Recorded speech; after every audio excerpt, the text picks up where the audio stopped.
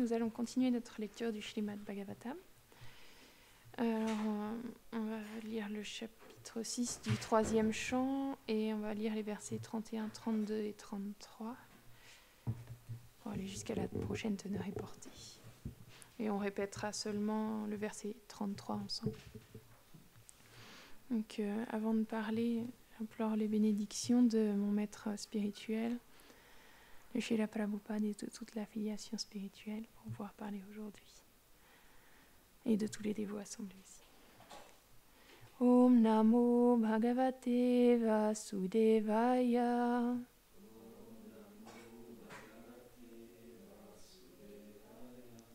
Om Namo Bhagavate Vasudevaya.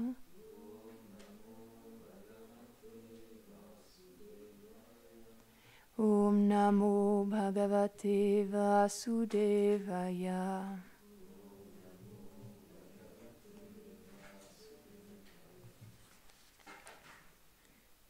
Bahubhyo vartata kshatram kshatriyastadanu vrata yujatastrayate varnad purusha kantaka kshatat. Des mains de ce Viratrupa, la forme universelle du Seigneur, vinrent l'art et la fonction de protéger, ainsi que les kshatriyas, les dirigeants et les militaires qui prennent la responsabilité de protéger des agresseurs et les autres membres de la société. Vishovartanta tasyor varloka vrita karir vibho vaishyastad udbhavo vartam nrinam yasamavartayat. Des cuisses de ce Virat Purusha, la forme universelle du Seigneur, apparurent les occupations telles que l'agriculture, qui amènent la prospérité en ce monde, ainsi que les Vaishyas, les commerçants et les agriculteurs, qui produisent des aliments pour toute l'humanité. Padbyan Bhagavato Jagye Shushru Shadharma Siddhaye Tasyam Jata Pura Shudro Yadvrit Yatushyate Hari. Ensuite, des pieds de ce Viratrupa, la forme universelle du Seigneur, la vocation du service, qui est essentielle pour l'accomplissement du devoir prescrit, se développa et les Shudras, les ouvriers, apparurent. Par leur attitude de service, le Seigneur Hari lui-même fut satisfait. Commentaire. La fonction de servir le Seigneur s'applique à tous les êtres pieux, quels que soient les varnas, les 4 classes sociales d'hommes. Ce service a été engendré à partir des pieds du Seigneur. L'attitude de service permet d'atteindre le but de la religion. Les êtres impies ne désirent pas servir, mais devenir des maîtres. Tel est le mal qui ronge les âmes qui sont égarées en ce monde.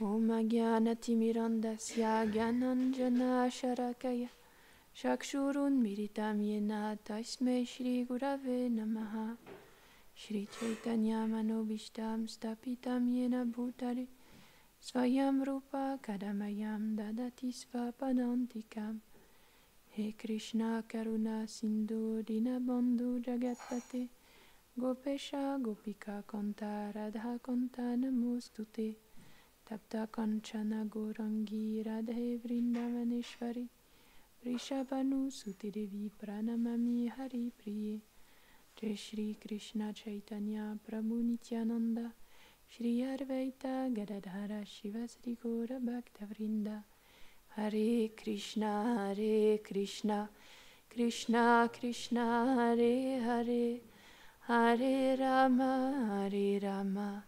Rama Rama Hare Hare Vrindaye Tulasi Devyaye Priyaye Keshavasyacha Krishna Bhakti Pradidevi Satyavatye Namo Namaha Vanchakalpatarubhyascha Kripa Sindhubhyaevacha Patitanam Pavanibhyo Vaishnavebhyo Namo Namaha Namo Vishnu Padaya Krishna Prashtaya Bhutare Srimate Bhaktivedanta Swaminiti Namine Namaste Sarasvate Devi Gauravani Pracharine Nirvishesha Shunyavadi Paschatya Deshatarine. donc, là, dans ces versets, on voit que des différents membres du Seigneur, il y a les différents Varna, donc membres de la société qui se manifestent. Et Gourananda en a bien parlé l'autre jour, parce qu'on sait qu'aujourd'hui, toutes ces considérations de caste, comme on les appelle aujourd'hui, elles ont une connotation très négative, mais parce que ça a dévié du but originel qui était de permettre aux êtres humains, selon leur qualité, selon leur tendance naturelle, de s'engager d'une telle ou telle manière dans la société pour le service du Seigneur. Parce que faut aussi savoir que oui, dans la société védique, finalement, on s'engage de différentes manières, mais finalement, ultimement, c'est tout au service du Seigneur. Parce que c'est ça la véritable tendance de l'être naturel, c'est d'être un serviteur éternel du Seigneur. Et donc, tant qu'on agit en désaccord avec cette chose-là, on agit de façon contraire à notre véritable nature. Et finalement, on peut voir que c'est ça qui engendre notre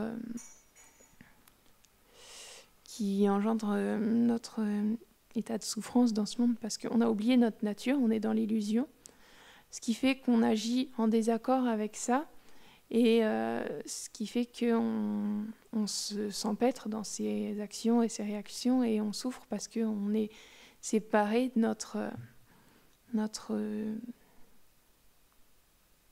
raison d'être, qui est d'avoir une relation de service envers Krishna. Et on peut voir ici qu'en effet, il parle du service comme étant une caractéristique qui finalement se retrouve dans chacune des classes, quelle qu'elle soit. Cette tendance à servir, elle se retrouve dans tous les êtres. Parce que c'est au-delà de notre condition externe, c'est un trait de l'âme éternelle qui habite tous les êtres vivants, sans exception. Et donc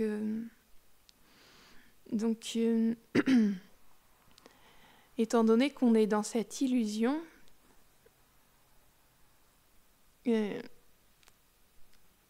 Krishna, il est très miséricordieux et il désire qu'on se retourne vers lui aussi. Et pour ça, il envoie ses dévots dans ce monde. Et qu'est-ce qu'ils font pour raviver ce lien? Ils parlent des gloires du Seigneur. Tous les Vaishnavas qui voyagent, ils parlent des gloires de Krishna, ils parlent de ses divertissements. Et tout ça pour éveiller notre véritable nature, notre lien d'amour avec le Seigneur. Et c'est en entendant ces divertissements que petit à petit on devient attiré par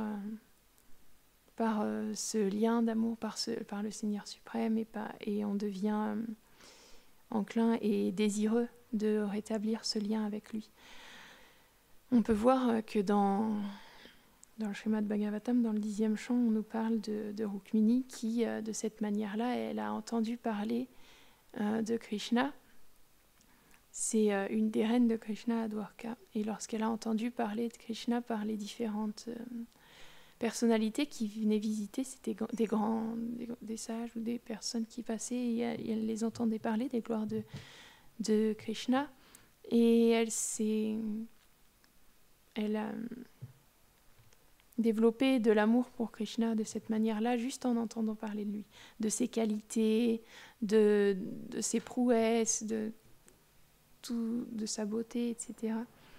Et elle a désiré se marier avec Krishna de cette manière-là. Et son père, Bhishmaka, il avait 6 enfants, 5 fils et une fille. Donc sa fille c'était Rukmini et son fils aîné c'était Rukmi. Et son père, il était d'accord, il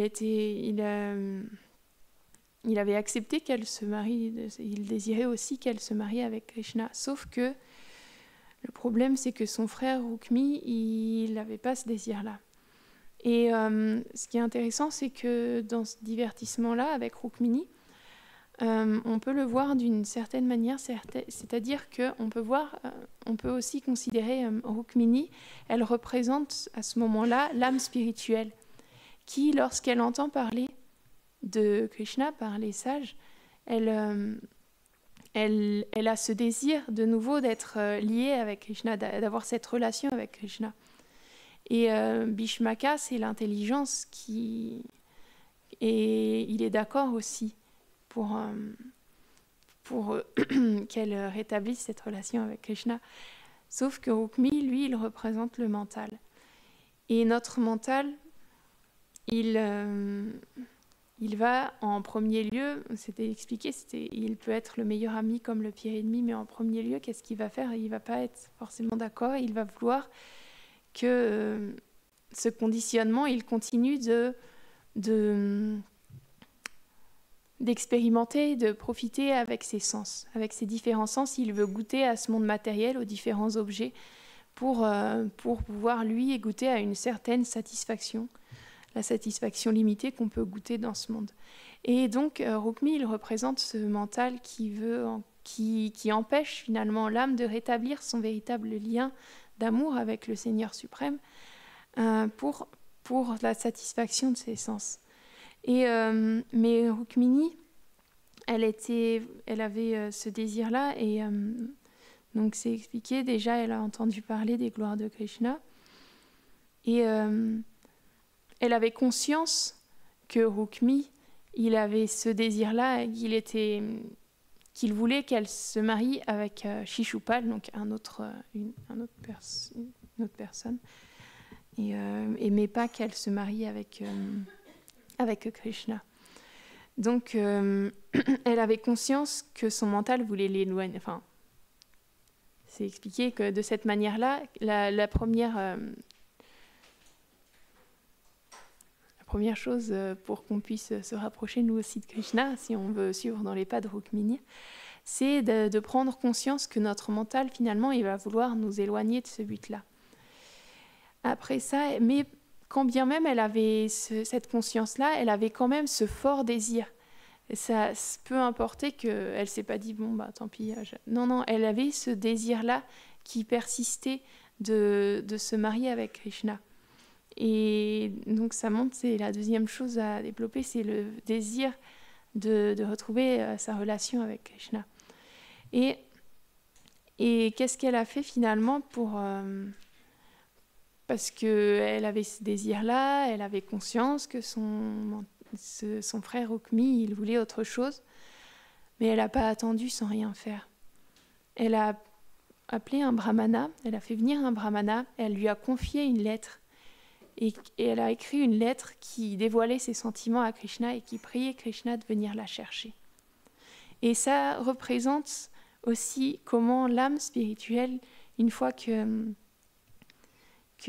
a ce désir qui vient, finalement, elle prend refuge en un maître spirituel, et c'est le maître spirituel qui va faire le lien avec Krishna et qui va inviter Krishna finalement à venir chercher l'âme spirituelle qui est dans ce conditionnement-là. Parce que c'est pas que Rukmini, elle avait la force de se défaire de toutes ses obligations et de s'enfuir du palais, etc. Non, il fallait que Krishna lui-même, il vienne la chercher.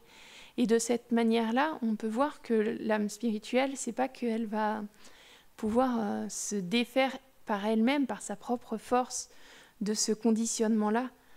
Elle prend refuge dans un maître spirituel pour qu'il donne ce message à Krishna et pour que finalement Krishna, par l'appel de son dévot, il vienne chercher lui-même son serviteur qui est dans cette condition-là, de l'emprise.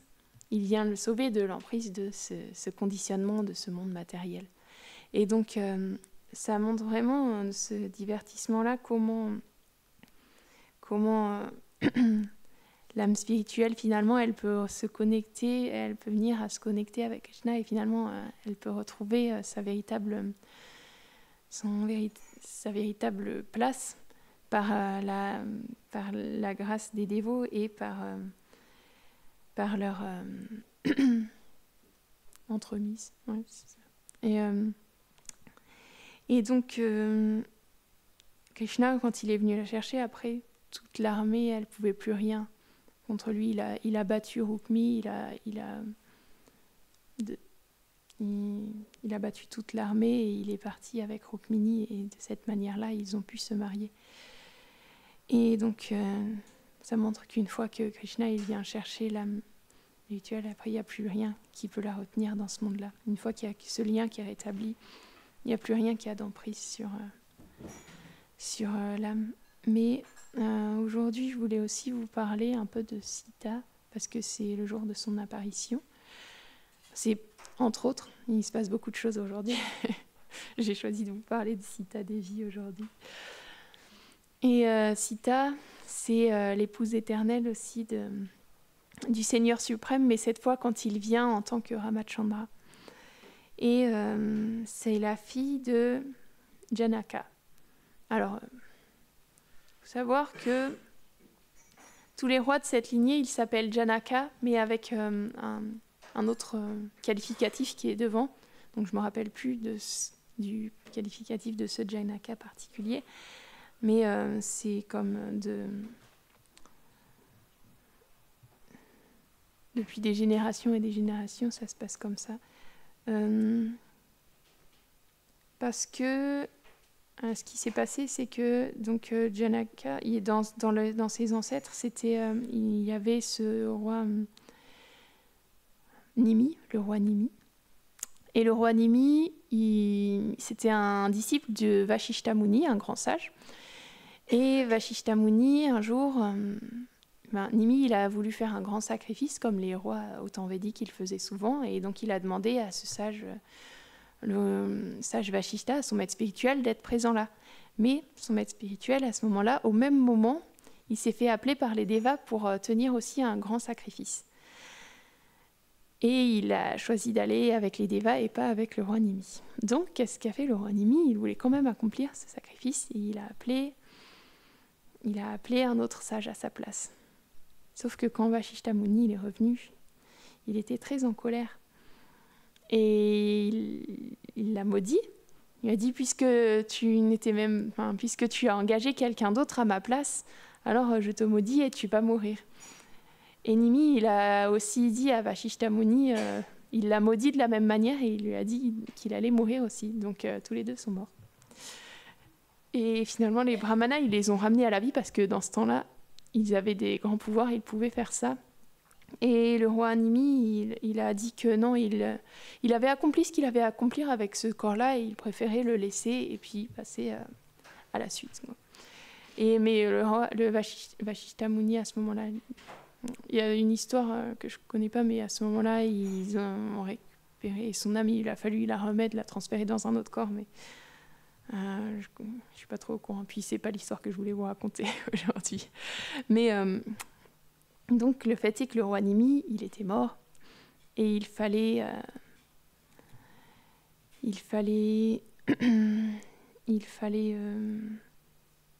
quand même une suite.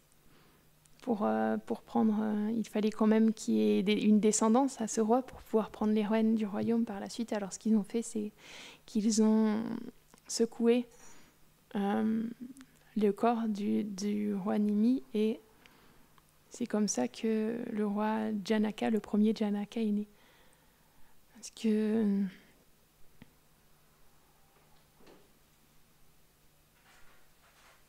je me suis un peu emmêlé les pinceaux.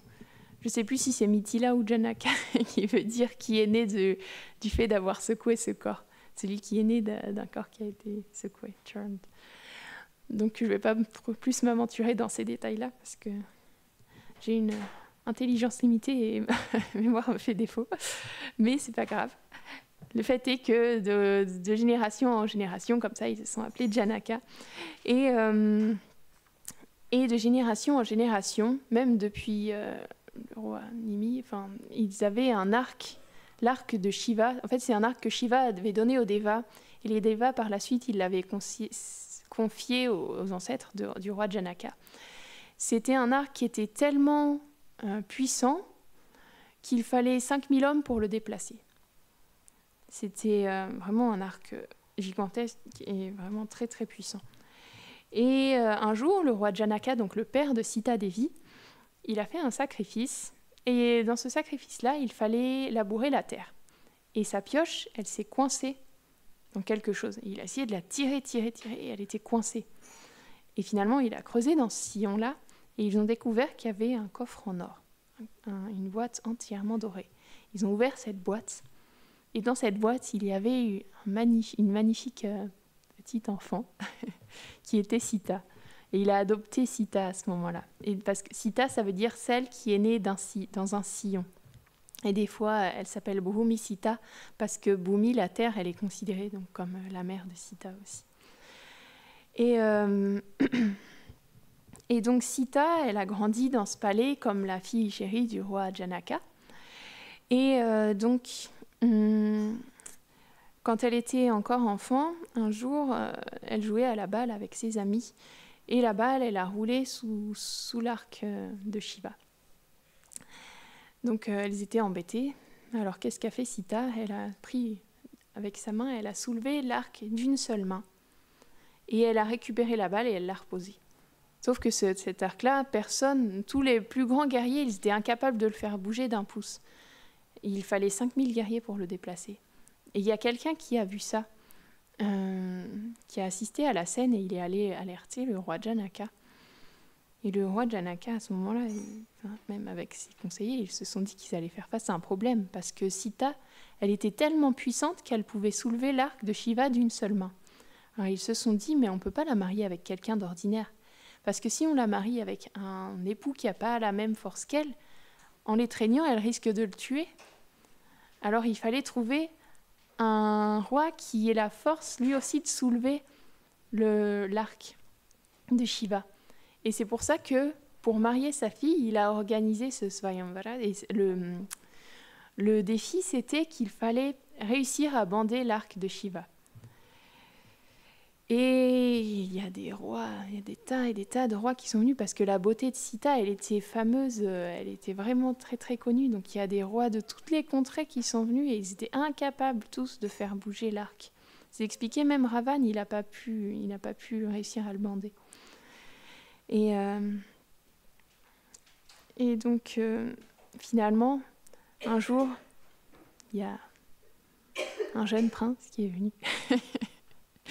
C'était Ramachandra, c'est Krishna qui vient en tant que Ramachandra. Et lorsqu'il l'a vu, Janaka, il a tout de suite compris que ce serait lui qui aurait la force de le faire. Parce qu'il a vu que c'était pas une personne ordinaire. Parce qu'en effet, c'était le Seigneur suprême qui était venu sous les traits d'un roi humain. Et donc finalement, Ramachandra, il est allé dans cette salle. Il y a Vishwamitra Muni, il lui a simplement dit d'aller voir l'arc. Mais vu que Ramachandra, il incarnait aussi le disciple parfait, il pouvait comprendre les instructions de son maître spirituel, même sans qu'il ait vraiment à lui dire totalement. Donc, lorsqu'il lui a dit ça, il a compris que ce qu'il fallait qu'il fasse, c'est qu'il essaye de bander cet arc. Et donc, il l'a soulevé d'une main. Et lorsqu'il a voulu le bander, finalement, il l'a brisé. Et ça aussi, ça a une signification particulière. C'est que, je ne sais pas si vous voyez, comme les arcs, donc il y a deux côtés comme ça qui sont reliés par un centre. Et ces deux côtés-là, de cet arc-là, ils représentent les vies et les morts répétées, la vie et la mort. Et lorsqu'il a brisé le centre, il représente le faux ego, qui nous maintient dans ce cycle de naissance et de mort répétée. Donc il fallait qu'il brise ce faux ego pour libérer. C'est comme une image il faut briser ce faux ego pour pouvoir se libérer de ce cycle de naissance et de mort répétée. Parce que le faux ego, c'est quoi? C'est ce qui nous maintient à être conditionnés à quelque chose qui est différent de notre nature éternelle. Qui, dans cette vie, on va être un homme, une femme, petit, grand, on va aimer, je ne sais pas, telle chose ou telle chose, on va avoir des affinités avec telle personne. C'est ça, toute cette identification-là, ce faux ego-là, c'est ce qui nous maintient tant qu'on est identifié à ça et qu'on ne prend pas conscience que finalement on est différent de toutes ces couches-là et qu'on est l'âme spirituelle qui a éternellement un lien de service et d'amour pour le Seigneur suprême, alors on ne peut pas sortir de ce cycle de naissance et de mort répétée. Et donc, c'est pour ça que Ramachandra, il a brisé l'arc en son centre. Et c'est comme ça que Sita Devi, elle a pu épouser Ramachandra. Et à ce moment-là, il y a tout le mariage qui a été organisé. Donc, elle s'est avancée, elle a été préparée, elle s'est avancée avec une guirlande. Elle l'avait vu de loin, elle avait elle aussi, quand elle a vu Ramachandra au loin, elle a eu immédiatement le désir que ce soit lui qui réussisse à relever ce défi-là. Parce que c'est son épouse éternelle et qu'ils sont éternellement faits pour être ensemble. Et donc, elle s'est avancée avec la guirlande, mais Ramachandra, au départ, il a refusé de se marier tout de suite parce qu'il a dit qu'il ne pouvait pas se marier tant que son père n'avait pas donné son accord. Alors il a fallu, parce qu'il incarnait aussi le comportement parfait d'un être humain. Donc c'est pour ça qu'il agissait exactement dans les règles. Et tout ça pour dire que finalement il a fallu envoyer des personnes pour prévenir Dasharat et qu'il donne son accord. Et une fois que son accord a été donné, il a accepté d'épouser Sita, mais pas avant. Et donc, par cette chose-là, finalement, Sita, elle a vu qu'il était même tellement qualifié pour devenir son mari, parce que bien qu'il y ait des milliers de rois qui essayaient de l'épouser, lui, il voulait faire... il était prêt à attendre et il n'était pas avide comme les autres. Et il voulait faire les choses parfaitement et donc il ne voulait pas l'épouser tant que son père n'avait pas donné son accord.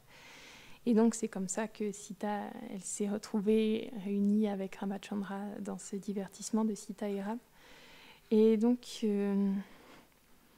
ça montre, comme on parlait de Rukmini au début, qui a été enlevée par Krishna, et maintenant de Sita qui a été réunie à Ramachandra finalement.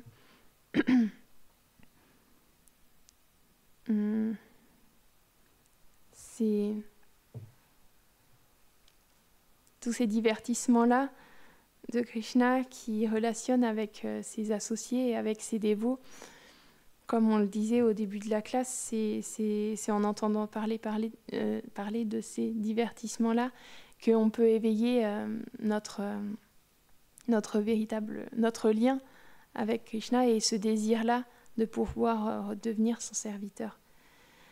Et donc, c'est ce que je voulais partager avec vous aujourd'hui. Jai Srimad Bhagavatam Ki Jai.